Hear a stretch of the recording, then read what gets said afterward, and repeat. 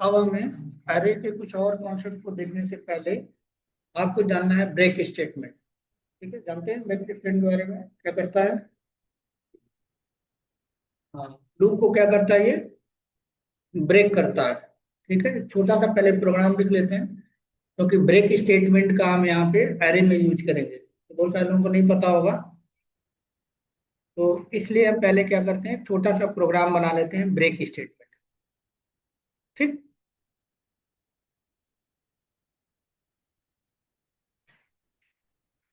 तो break statement क्या करेगा?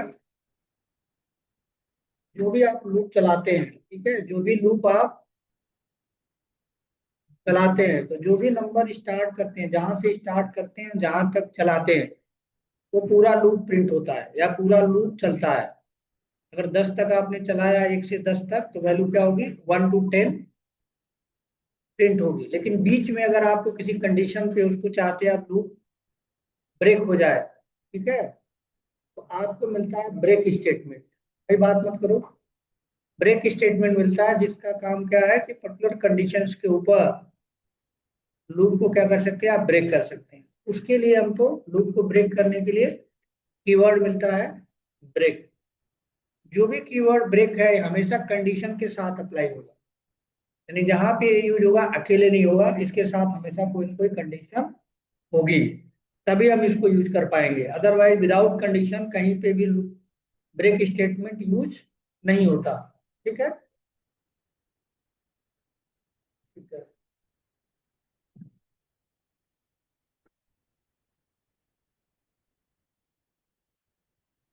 तो एक प्रोग्राम लिख लेते हैं ब्रेक स्टेटमेंट का। आप लोगों को रिकॉर्डिंग मिल गया था ना? है? ओके, हमारे पास जगह क्या भर फुल हो गया है, 94, तो इसमें जगह है नहीं, तो ग्रुप में वहां पे डाल दे रहा हूँ मैं। डिलीट करेंगे तो तुम्हारा तो बात अलग है, और बैच का क्या होगा? इनका उन्होंने वीडियो डाउनलोड नहीं किया है। ये तो आपका हो जाएगा ना, आपके साथ और जो नए हैं उनका दिक्कत है ना। एक साथ डिलीट नहीं होता वो, कुछ 2 घंटा लगेगा, 1 by 1 डिलीट करना पड़ता है। एक साथ डिलीट का ऑप्शन नहीं है वहाँ, इसलिए फिर वो टाइम रहेगा 1 घंटा 2 घंटा, तो जाके 1 by 1 करेंगे।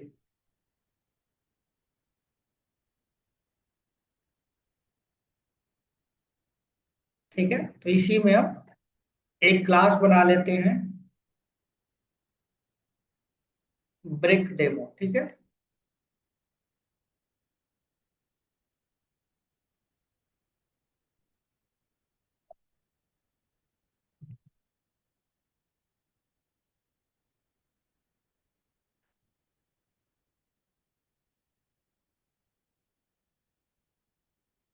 ठीक है, हमें क्या करना है, 1 से 10 तक हमें वैल्यू प्रिंट करना है। पर्टिकुलर कंडीशन पे चाहते हैं कि वैल्यू क्या हो जाए, लूप चलना बंद हो जाए। ठीक है, तो एक लूप चला लेते हैं 1 to 10। 1 to 10, I = 1,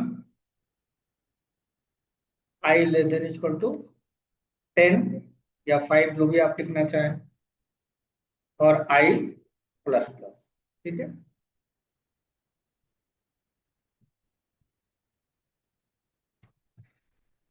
5 को प्रिंट कर देंगे, तो 5 टाइम क्या हो जाएगा, ये सॉरी 10 टाइम प्रिंट हो जाएगा।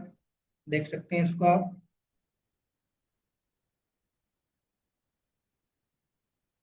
10 टाइम प्रिंट हो गया। अब मुझे ये किसी पर्टिकुलर कंडीशंस के ऊपर क्या करना, ब्रेक करना। मैं चाहता हूँ 4 या 5 या 6, जो भी वैल्यू दूं, ठीक है, उससे उस पे उस नंबर पे जाके वो रुक जाए।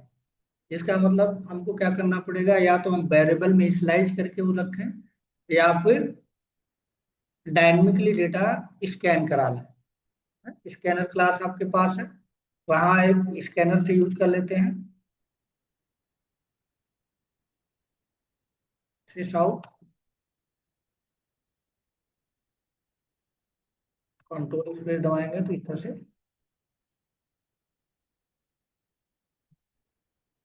ठीक है, प्लीज इनपुट द नंबर। ठीक है, एक नंबर आपने दिया और break the loop. Break the, यानी लूप को बंद करना है। कोई भी एक नंबर आप दीजिए। कौन सा नंबर देंगे? 1 to 10 के बीच। ठीक है, 1 से बीच में, 10 के बीच में कोई भी नंबर आप देंगे। ये स्टेटमेंट हमने लिख दिया। अब डेटा आपको क्या करना, लेना है। स्कैनर मैंने ऑलरेडी बता चुका हूं आपको। स्कैनर क्लास का ऑब्जेक्ट बना लीजिए। यहाँ बना लेते हैं scanner. S C equal to new scanner. ठीक है, इनपुट स्ट्रीम देना है। इनपुट स्ट्रीम क्या होती है? कीबोर्ड से डेटा को कनेक्ट करने के लिए सिस्टम डॉट इन बता चुका हूँ। सिस्टम डॉट, हो गया। आपको डेटा लेना है। S C dot next, method मिल गया। अब इस मेथड को, ये जो भी रिटर्न कर रहा है उसको किसी वेरिएबल में आप स्टोर कर लीजिए। मैं रख लेता हूँ नम नाम के वेरिएबल। ठीक है, तो नम नाम के वेरिएबल में क्या आ गया? जो भी हम, जो जिस पे भी हम लूप को ब्रेक करना चाहते हैं वो नंबर आ जाएगा। ठीक है, अब है, हमारी भावनाओं को समझिए। हमने जान के नहीं लिखा। हाथ चल गया, दिमाग कहीं और है, हाथ कहीं और काम कर रहा है, हो जाता है।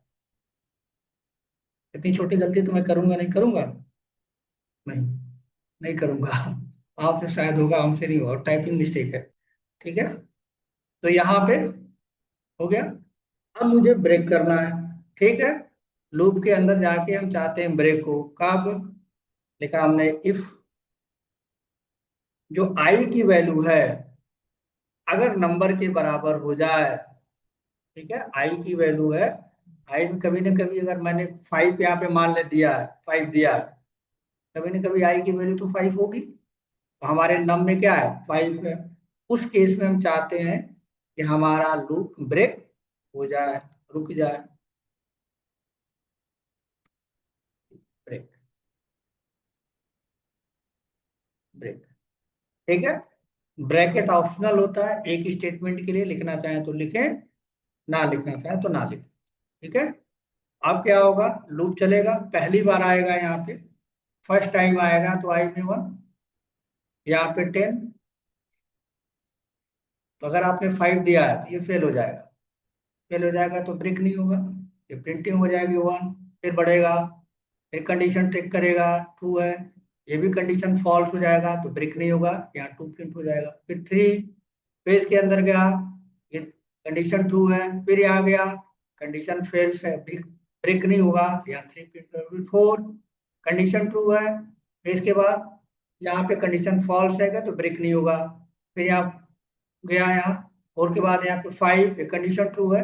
इस बार यहाँ पे आएगा तो कंडीशन ट्रू हो जाए। जैसे ही कंडीशन ट्रू होगा ब्रेक अपना काम करेगा, और ब्रेक क्या करेगा?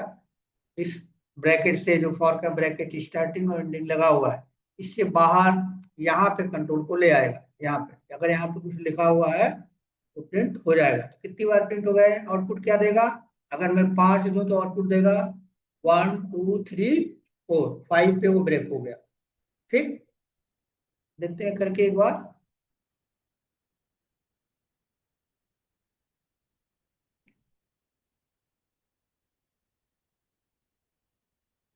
हमने दिया मान लीजिए 5, आउटपुट क्या आया? 1 2 3 4। तो किसी के लिए भी आप यहाँ पे दे के देख सकते हैं, सारे के लिए क्या होगा, चलेगा।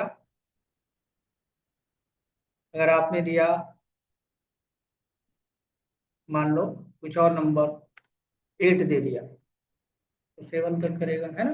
तो लूप क्या हो रहा है? ब्रेक हो रहा है। तो कभी कभी हमें ऐसी नीड पड़ती है सॉफ्टवेयर के अंदर कि पूरा लूप तो हम चलाते हैं, है ना, लेकिन बीच में ही हमें काम को रोकना होता है। चाहे तो चला सकते हैं लेकिन जरूरत नहीं है। तो हम चाहते हैं कि ब्रेक में ही हमारा अगर टास्क परफॉर्म हो गया तो हम आगे का काम नहीं करेंगे। ठीक है, हमारा टास्क अगर परफॉर्म हो गया, हमारे लॉजिक चल गई, हमारा आउटपुट आ गया, और आगे के लिए हमें क्या है, फालतू का लूप हम चलने नहीं देना चाहते हैं। ठीक है, लूप चलेगा तो क्या होगा, टाइम टेकिंग होगा, टाइम लगाएगा, तो हमारा एप्लीकेशन स्लो होगा। तो हम चाहते हैं कि पर्टिकुलर अगर हमारा काम हो जाए तो लूप काम करना बंद कर देना चाहिए, ब्रेक हो जाना चाहिए। तो उसके लिए क्या है, टर्मिनेशन के लिए लूप चलेगा तो स्टार्ट से लेकर एंड तक चलेगा, लेकिन बीच में किसी कंडीशन पे अगर हमारे लॉजिक को ब्रेक करना चाहते हैं तो पूरा ना चला के हम चाहेंगे कि बीच में भी ब्रेक हो जाए, कंडीशन दे देंगे, उसी पे वो ब्रेक काम करेगा। जब भी ब्रेक स्टेटमेंट जावा में होता है हमेशा कंडीशन के साथ ही होता है, अलग से आप यूज नहीं कर पाएंगे। अगर ये नहीं रहेगा तो ब्रेक का कोई मीनिंग सेंस नहीं बनता। सिर्फ ब्रेक अपने आप काम नहीं करता, यानी हमेशा इसके साथ क्या जुड़ा होगा, कंडीशन जुड़ा होगा। कहीं पे भी होगा, चाहे आप स्विच यूज करें, चाहे इफ यूज करें, चाहे और कहीं पे यूज करें, हर जगह या हर टेक्नोलॉजी की अगर बात कर रहा हूँ, हर जगह ये कंडीशन के साथ एसोसिएटेड होगा। विदाउट कंडीशन ब्रेक स्टेटमेंट काम नहीं करता। ठीक है,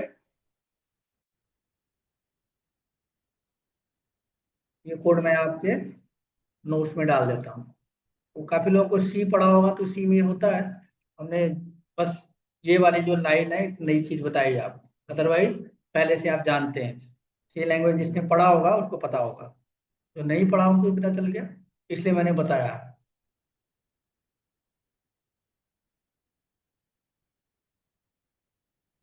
ये हो गया हमारा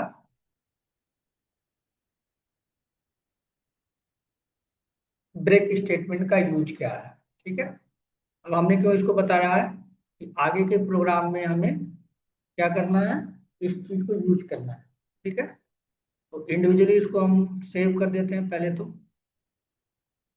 आगे हम लॉगिन कर लेंगे, नहीं तो बंद हो जाएगा ये।